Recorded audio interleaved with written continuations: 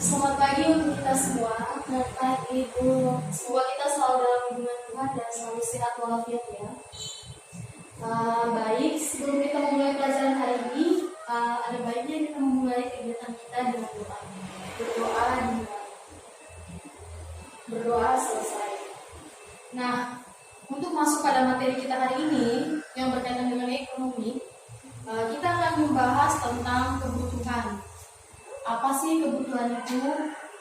Buat anak-anak yang tahu, coba jelaskan apa itu kebutuhan. Saya, Ibu. Ya baik, silakan Angelin. Kebutuhan itu seperti sesuatu yang dibutuhkan sehari-hari. Iya baik. Jadi kebutuhan itu adalah segala sesuatu yang diperlukan manusia untuk mencapai kemakmuran. Nah, di dalam kebutuhan sendiri ada 4 jenis.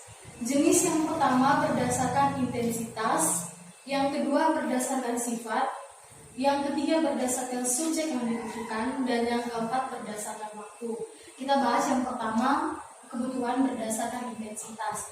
Nah, dalam intensitas ini ada 3 kebutuhan, yakni sandang, pangan, dan papan. Di sini siapa yang tahu hal-hal yang termasuk dalam kebutuhan sandang? Iya baik. Jadi kebutuhan sandang itu adalah kebutuhan contohnya seperti pakaian. Nah, pakaian itu termasuk dalam kebutuhan sandang. Kebutuhan pakaian yang kita gunakan termasuk dalam kebutuhan sandang. Nah, terus ada kebutuhan pangan.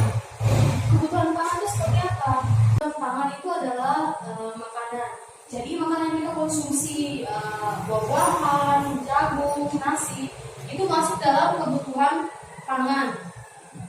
Jadi kebutuhan pangan itu adalah kebutuhan yang paling utama yang dibutuhkan manusia.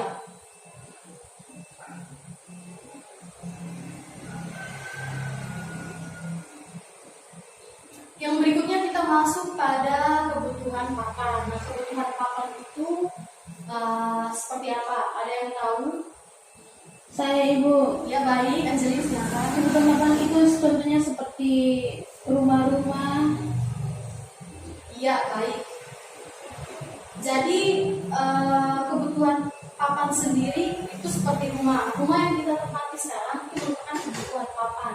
Bayangkan jika kita tidak memiliki kebutuhan papan, kita tidak memiliki kebutuhan papan, berarti kita tidak memiliki rumah. Jadi kebutuhan papan ini sangat dibutuhkan oleh manusia sebagai tempat tinggal mereka. Nah, yang berikutnya kita masuk pada kebutuhan berdasarkan sifatnya. Kebutuhan berdasarkan sifatnya itu ada jasmani dan ada rohani. Untuk kebutuhan jasmani sendiri, ada yang tahu?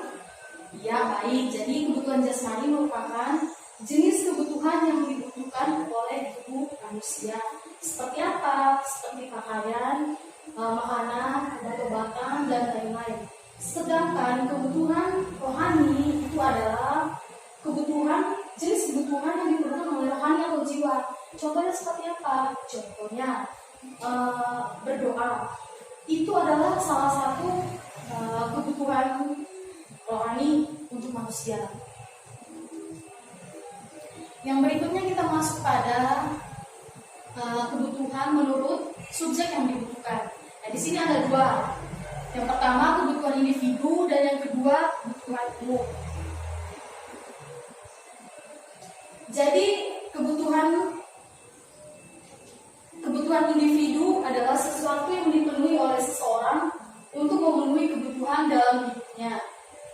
Sedangkan kebutuhan umum atau kebutuhan kelompok adalah kebutuhan yang dibutuhkan oleh banyak orang secara bersama-sama. Contohnya adalah jalan raya, bandara. Nah, itu kan merupakan aset yang dibutuhkan untuk banyak orang. Tidak mungkin bandara dibutuhkan hanya 1 orang, pasti di dalamnya dibutuhkan untuk banyak orang. Yang berikutnya ada waktu. Kebutuhan menurut waktu. Di sini ada 2 juga. Yang pertama kebutuhan untuk sekarang, dan yang kedua kebutuhan untuk masa yang akan datang. Nah, kebutuhan sekarang itu adalah kebutuhan yang harus dipenuhi sekarang dan tidak bisa ditunda. Seperti apa? Contohnya seperti ini. Ketika kita lapar, tentunya kita harus membutuhkan makanan pada saat itu juga. Kita harus makan pada saat itu juga. Begitu pula ketika kita haus ataupun kita sakit, kita tentunya harus mengonsumsi obat-obatan pada saat itu juga dan tidak bisa ditunda. Nah, itu kalau kebutuhan yang sekarang, artinya sesuatu yang tidak bisa ditunda. Sedangkan kebutuhan yang akan datang, berbeda dengan kebutuhan yang akan datang. Kebutuhan yang akan datang ini adalah sesuatu yang bisa ditunda untuk masa depan. Jadi contohnya seperti asuransi atau tabungan untuk masa depan di hari tua. Nah, itu kan bisa ditunda, bisa ditabung hari ini, tapi dilakukan untuk ke depan, untuk masa tua. Jadi ini untuk kebutuhan sendiri ya. Sampai di sini ada yang tidak paham, boleh angkat tangan. Paham Ibu? Ya, baik. Selanjutnya, nah ciri-ciri terjadinya kelangkaan yang kedua adalah keinginan ataupun keperluan manusia yang sangatlah tinggi. Bisa kita katakan bahwa kebutuhan manusia itu sangatlah tidak terbatas. Jadi manusia itu memiliki kebutuhan yang sangat tidak terbatas. Sampai kapanpun manusia tidak memiliki titik batas kebutuhan. Yang ketiga adalah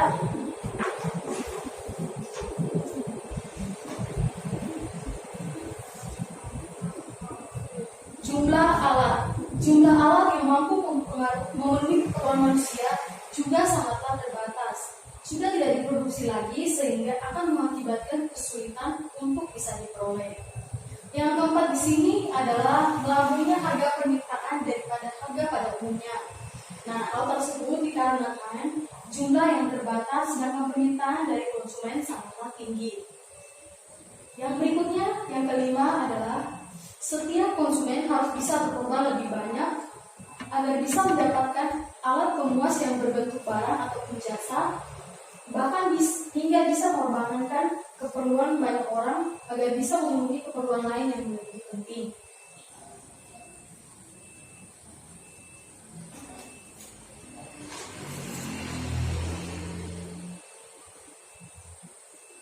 Nah, di sini tentu saja kelangkaan itu memiliki penyebab.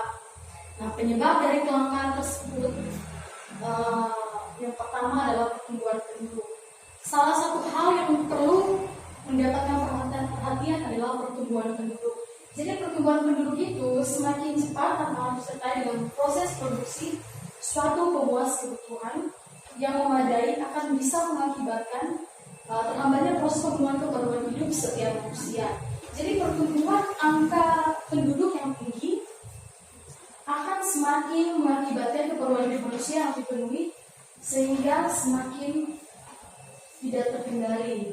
Jadi maksudnya begini, pertumbuhan penduduk itu kan tidak bisa dikontrol. Jadi semakin tinggi pertumbuhan penduduk, kebutuhan manusia juga tidak akan bisa terpenuhi dengan terkendali.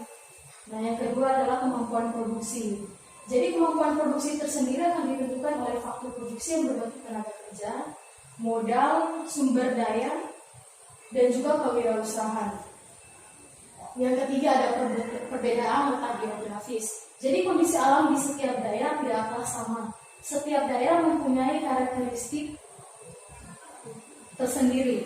Jadi dari setiap karakteristik ini nanti akan menciptakan tingkat keberagaman sumber daya sesuai dengan potensi yang ada pada wilayahnya.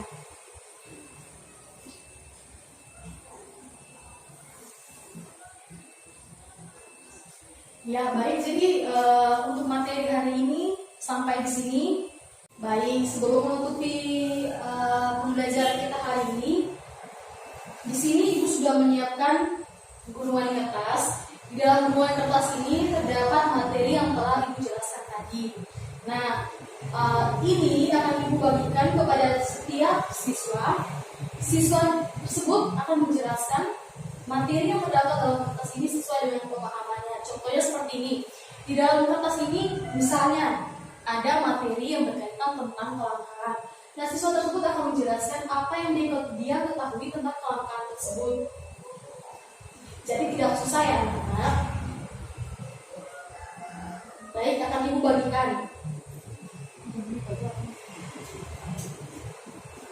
Di sini waktu yang ibu berikan hanya 2 menit karena tidak susah. Jadi kepada anak-anak silakan dikerjakan ya. Ya ibu. Baik, setelah itu akan ibu kumpul.